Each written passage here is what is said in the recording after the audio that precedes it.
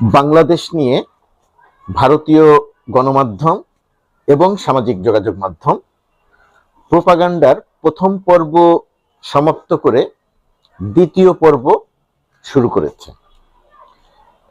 এই দ্বিতীয় পর্বের প্রথম পর্বের শুরুর সঙ্গেও আওয়ামী লীগের প্রোপাগান্ডাবাজরা ছিল। দ্বিতীয় পর্বের শুরুর সঙ্গে আওয়ামী লীগের আরো নিম্ন শ্রেণীর কিছু মিথ্যুকগণ সেই প্রোপাগান্ডার অংশীজন হয়েছে। সেটা নিয়ে কয়েকটি কথা বলবো।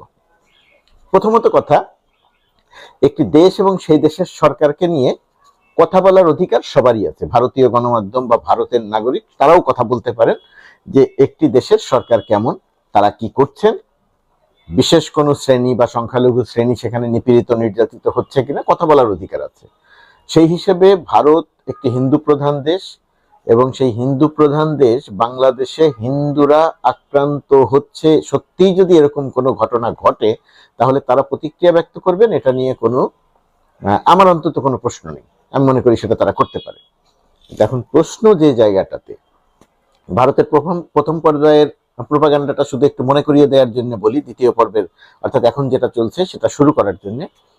প্রথম পর্যায়টা ছিল যে বাংলাদেশে ইসলামিস্ট শক্তির উত্থান ঘটেছে, তারা ক্ষমতা দখল করেছে। বাস্তবে এটা অসত্য এবং মিথ্যা, কিন্তু প্রোপাগান্ডা তারা চালিয়ে গেছে। সংখ্যালঘুদের উপরে নিপীড়ন নির্যাতন হচ্ছে, শত শত সংখ্যালঘুকে হত্যা করা হচ্ছে, তাদের ঘর বাড়ি জ্বালিয়ে দেওয়া হচ্ছে, ইত্যাদি ইত্যাদি ইত্যাদি। কিছু ঘটনা ঘটেছিল, তার বিরুদ্ধে ব্যবস্থা নেওয়া হচ্ছে এবং সেই ব্যবস্থা নেওয়ার পরিপ্রেক্ষিতে এখন সংখ্যালঘুদের উপরে আক্রমণের ঘটনা আর ঘটছে না। একটি বিষয় আছে, একজন ইসকন নেতাকে গ্রেপ্তার করা হয়েছে, তার জামিন এখনো হয়নি, সেটাকে কেন্দ্র করে একটা পানি ঘোলা করার একটা চেষ্টা করা হচ্ছে এবং সেখানে আমি মনে করি যে সরকারেরও কিছুটা দায় আছে। বিষয়টি সেভাবে এইভাবে মোকাবিলা না করলেও চলতো।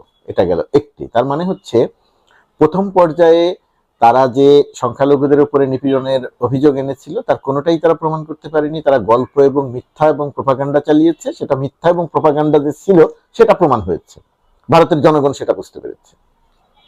ভারতে যে সমস্ত মন্দির ভাঙচুর বা একটা মূর্তি ভাঙার তাদের প্রার্থনার অংশ হিসেবে যে সমস্ত ঘটনা ভারতে ঘটেছে, সেই সমস্ত ছবি ভারতীয় গণমাধ্যম এবং ভারতের সামাজিক যোগাযোগ মাধ্যম সেটাকে প্রচার করেছে যে বাংলাদেশে আক্রমণ হয়েছে। বাংলাদেশে একজন মুসলিম বাড়িতে আক্রমণের ঘটনাকে হিন্দু বাড়িতে আক্রমণ হিসেবে দেখানো হয়েছে। এটা ছিল, বিস্তারিত বলছি না, ভারতীয় গণমাধ্যমের প্রথম পর্যায়ের প্রোপাগান্ডা। আর দ্বিতীয় পর্যায়ের প্রোপাগান্ডা এখন শুরু হয়েছে। সেটাও যে আগে ছিল না তা না, আগেও ছিল, এখন আবার দ্বিতীয় পর্যায়ের প্রোপাগান্ডা শুরু হয়েছে। দ্বিতীয় পর্যায়ের প্রোপাগান্ডাটা কি? বাংলাদেশে আইএসআই প্রধান অর্থাৎ পাকিস্তানি গোয়েন্দা সংস্থার প্রধান বাংলাদেশ ঘুরে গেলেন। বাংলাদেশ পাকিস্তান থেকে জাহাজ ভর্তি করে অস্ত্র কিনছে। এই যে এই সমস্ত প্রোপাগান্ডা, বাংলাদেশে আইএসআই প্রধান সফরে আসে নাই। আইএসআই প্রধান বা আইএসআই যদি বাংলাদেশে সফরে আসে এটা গোপন করার মতো কোনো সংবাদ না।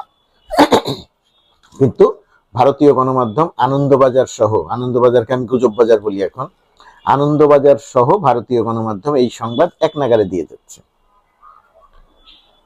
একটু আগে india.com নামে একটি ওয়েবসাইটে দেখলাম, সেখানে লিখেছেন ডক্টর ইউনূস বিপদে পড়েছেন। ডক্টর ইউনূস কি বিপদে পড়েছেন? যে ডক্টর ইউনূস বাইডেন যখন রাষ্ট্রপতি মার্কিন যুক্তরাষ্ট্রের, ডক্টর ইউনূস বিপুল পরিমাণ ঋণ নিয়েছেন। ডক্টর ইউনূসের মেয়ে মনিকা ইউনূস বাইডেন প্রশাসনে বড় চাকরি পেয়েছেন। এখন সেই চাকরি থাকবে না।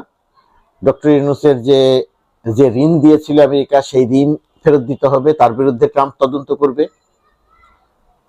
হিলারি ক্লিন্টনের নির্বাচনী প্রচারে ডক্টর ইউনূস অর্থ দিয়েছিলেন, সেটা নিয়ে তদন্ত করবে। এই সংবাদগুলো ভারতীয় সংবাদ মাধ্যম প্রকাশ করেছে। এই সংবাদ মাধ্যমের ধরুন প্রথমে যদি আসি, ডক্টর ইউনূস হিলারি ক্লিন্টনের নির্বাচনী প্রচারে অর্থ দিয়েছিলেন, শতভাগ মিথ্যা। এটা আওয়ামী লীগের চালানো প্রোপাগান্ডা, শতভাগ মিথ্যা, সেটা ভারতীয় গণমাধ্যম প্রচার করছে। ডক্টর ইউনূসের মেয়ে মনিকা ইউনূস তিনি মার্কিন যুক্তরাষ্ট্রে থাকেন, সেখানেই তার জন্ম, তিনি সেখানকার নাগরিক, তিনি সেখানের প্রথম শ্রেণীর একজন অপেরা গায়ক। তিনি বাইডেন প্রশাসনে কোনো চাকরি নেননি। শতভাগ মিথ্যা যে চাকরি নিয়েছে, সুতরাং তার চাকরি যাওয়ারও কোনো ব্যাপার নেই। ডক্টর ইউনূস আমেরিকা থেকে বাইডেন প্রশাসনের থেকে একটি টাকাও ঋণ নেননি। এই যে সুনির্দিষ্ট করে যে অভিযোগগুলো আনা হয়েছে এগুলো একদম শতভাগ মিথ্যা। এরকম আরো বহু সংবাদ দেখানো যায় যে এটা মিথ্যা। এই ভারতীয় মিডিয়া যে সংবাদগুলো প্রচার করছে সেই সংবাদের সঙ্গে মিলিয়ে প্রথম পর্যায়ে আওয়ামী লীগের লোকজন প্রচার করার চেষ্টা করছিল, শত শত পুলিশ, 3000 পুলিশ হত্যা করা হয়েছে, সেটাকেও আবার নতুন করে সামনে আনা হচ্ছে। খেয়াল করে দেখবেন ভারতীয় মিডিয়ার চরিত্রটা। ভারতীয় মিডিয়ার চরিত্রটা কি? 3000 পুলিশ হত্যা করা হয়েছে, বাস্তবে পুলিশ নিহত হয়েছে 42 বা 43 জন। এই পুলিশ কিভাবে নিহত হয়েছে? শেখ হাসিনা এই পুলিশকে দিয়ে সরাসরি গুলি চালিয়ে হত্যা করিয়েছে। একটি থানায় 13 জন পুলিশকে পুড়িয়ে হত্যা করা হয়েছে, অর্থাৎ থানায় আগুন দিয়ে দেওয়া হয়েছিল, তার ভেতরে 13 জন পুলিশ নিহত হয়েছে। ঘটনাটা কি ছিল? ওই থানা ওই এলাকার মানুষের উপরে নির্বিচারে গুলি চালিয়ে মানুষ হত্যা করেছে। ক্ষুব্ধ মানুষ, বিক্ষুব্ধ মানুষ, গণ অভ্যুত্থানের যে মানুষ, সেই মানুষ বিক্ষুব্ধ হয়ে থানায় আগুন দিয়েছে। ঘটনাটা খেয়াল করবেন। পুলিশ গুলি করতে করতে মানুষ হত্যা করেছে, এক পর্যায়ে তার গুলি শেষ হয়ে গেছে, মানুষ নিহত হয়েছে। সেই মানুষ পুলিশকে ধাওয়া করেছে, এক পর্যায়ে কাউকে পিটিয়ে হত্যা করেছে, কাউকে থানার ভেতরে হত্যা করেছে। এই হত্যাকাণ্ডগুলো ঘটাচ্ছে সব মিলিয়ে 42 বা 43 জন। আমি একটি মৃত্যুও সমর্থন করি না, কিন্তু পুলিশ কিভাবে হত্যাকাণ্ডের শিকার হয়েছে সেই বাস্তবতাটা বুঝতে হবে। আর পুলিশ প্রায় 1,500-2 হাজার মানুষকে যে হত্যা করেছে, সঠিক তালিকা এখনো হয়নি, হচ্ছে। পুলিশ নির্বিচারে গুলি চালিয়ে মানুষ হত্যা করেছে। খেয়াল করে দেখবেন ভারতীয় মিডিয়ায় মানুষ হত্যা, গণ অভ্যুত্থান এটা নিয়ে সংবাদ নেই। সংবাদ শুধু কি সংখ্যালঘুদের উপর আক্রমণ হচ্ছে, পুলিশকে হত্যা করা হয়েছে। এটা আওয়ামী লীগও ঠিক একই কাজ করছে। আর আরেকটি সংবাদ, ডক্টর ইউনূস গেলেন সুইজারল্যান্ডের দাভোসে। ভারতীয় সামাজিক যোগাযোগ মাধ্যম এবং আওয়ামী লীগের, যাদেরকে আমি বলেছি একেবারেই নিম্ন শ্রেণীর মিথ্যুকগণ, প্রচার করছে ডক্টর ইউনূস পালিয়ে গেছে। উপদেষ্টা আসিফ গেলেন দুবাই, বলছেন আসিফ দুবাই পালিয়েছে, প্রচার করছে আওয়ামী লীগের মানে খুবই নিম্ন শ্রেণীর মিথ্যুকগণ। সার্জিস, হাসনাত, তারা সবাই পালিয়েছে, বাংলাদেশ ছেড়ে পালিয়েছে। শেখ হাসিনা আসবে বিমানবন্দরে, শেখ হাসিনাকে স্বাগত জানানোর জন্য, পালিয়ে যাওয়া শেখ হাসিনাকে স্বাগত জানানোর জন্য লাখ লাখ মানুষ অপেক্ষা করছে। আওয়ামী লীগের অতি নিম্ন শ্রেণীর মিথ্যুকগণ এই প্রোপাগান্ডা প্রচার করছে, এই মিথ্যা প্রচার করছে, এবং ভারতীয় গণমাধ্যম এই জায়গাটিতে সহায়তা করছে। এখন প্রশ্নটা হচ্ছে, ভারত নিজেকে সুপার পাওয়ার মনে করে, নিঃসন্দেহে এই অঞ্চলের ভারত সবচেয়ে বড় শক্তি, নিজে সুপার পাওয়ার হতে চায়। এখন প্রশ্ন হচ্ছে, যে দেশটি সুপার পাওয়ার হতে চায় তার চারপাশ দিয়ে কিছু ছোট রাষ্ট্র আছে। এখন ছোট রাষ্ট্রগুলোর সঙ্গে সম্পর্ক ভালো না রাখতে পারাটা কি সুপার পাওয়ারের কাজ? সুপার পাওয়ার তো ছোট রাষ্ট্রগুলো পাশে যে রাষ্ট্র আছে সেই সমস্যা নিজে সমাধান করবে। বাংলাদেশ বিষয়ে ভারতীয় মন্ত্রীরা বারবার কেন মার্কিন যুক্তরাষ্ট্রের কাছে কি বলে বিচার দেয় যে বাংলাদেশ এটা করলো, বাংলাদেশ ওইটা করলো, বাংলাদেশ বিষয়ে আমেরিকার প্রেসিডেন্টের সঙ্গে আলাপ হয়েছে। এর তো কোনো সুপার পাওয়ারের কাজ হতে পারে না, কিন্তু ভারত এই কাজটি করছে। এবং সবচেয়ে বড় কথা যে ভারত বাংলাদেশকে নিয়ে অত্যন্ত চিন্তিত। বাংলাদেশ ভারতের কাছে বিশাল বড় ফ্যাক্টর।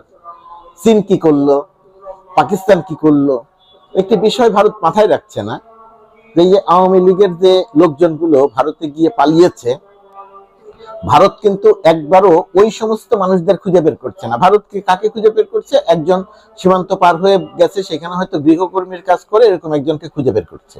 কিন্তু আওয়ামী লীগের যে কয়েকশো মানুষ অবৈধভাবে ভারতে অবস্থান করছে, কে কোথায় অবস্থান করছে সেটাও জানা, কিন্তু সেটা খুঁজে বের করছে না ভারতীয় মিডিয়া বা ভারতীয় সরকার। এক নাগারে প্রোপাগান্ডা চালিয়ে যাচ্ছে। তো এই যে প্রোপাগান্ডা চালানো, এই প্রোপাগান্ডা চালিয়ে লাভটা কি? কোনো লাভ হবে? লাভ হবে না। ভারত ভারতের বাংলাদেশে ইমেজ ক্ষতিগ্রস্ত হচ্ছে, ভারত বিদ্বেষ বাংলাদেশে বাড়ছে। সীমান্তে কাঁটাতারের বেড়া নিয়ে যা হচ্ছে, এটাতে ভারতের ইমেজ বাড়ছে না, এটা এক ধরনের ক্ষতিগ্রস্ত হচ্ছে। চীন আসলো বাংলাদেশে, পাকিস্তান আসলো বাংলাদেশে, তো ভারত যদি বাংলাদেশের সঙ্গে শত্রুভাবাপন্ন আচরণ করে, তাহলে চীন, পাকিস্তান আর অনেকেই আসবে। এখানে যদি জায়গা পায় তাহলে আসবে। ভারত যদি তার নিজের জায়গা না রাখে, তাহলে কিন্তু ভারতেরই ক্ষতি। ভারতীয় মিডিয়ার প্রপাগান্ডা, ভারতীয় সামাজিক যোগাযোগ মাধ্যমের প্রপাগান্ডা, আওয়ামী লীগের নিম্ন শ্রেণীর কিছু মিথ্যুকের প্রপাগান্ডা সব একাকার হয়ে যাচ্ছে। আওয়ামী লীগ বুঝেই উঠতে পারছে না যে মিথ্যুক ভণ্ড বাটপাটদের কারণে আওয়ামী লীগ সবচেয়ে বেশি ক্ষতিগ্রস্ত হয়েছে। সেই ভণ্ড মিথ্যুক বাটপাটদের আওয়ামী লীগ আবার এখন তার পক্ষে কথা বলার জন্য সামাজিক যোগাযোগ মাধ্যমে মাঠে নেমেছে। বাস্তবে কেউ কোথাও নাই, কর্মীদের কেমন ভাবে উস্কানি দিচ্ছে যে তারা মাঠে নামুক এবং মাঠ খাক। এই যে ভয়াবহ রাজনীতি আওয়ামী লীগ করছে, নিজের ডিজাস্টার নিজে ডেকে আনছে। এই প্রক্রিয়াতে আওয়ামী লীগের উদ্ধার হবে বলে মনে হয় না। ভারতেরও বাংলাদেশ বিষয়ক এই প্রপাগান্ডার প্রথম পর্যায়ে সফল হয়নি, এই দ্বিতীয় পর্যায়ের প্রপাগান্ডাও ভারতের সফল হবে বলে আমি অন্তত মনে করি না।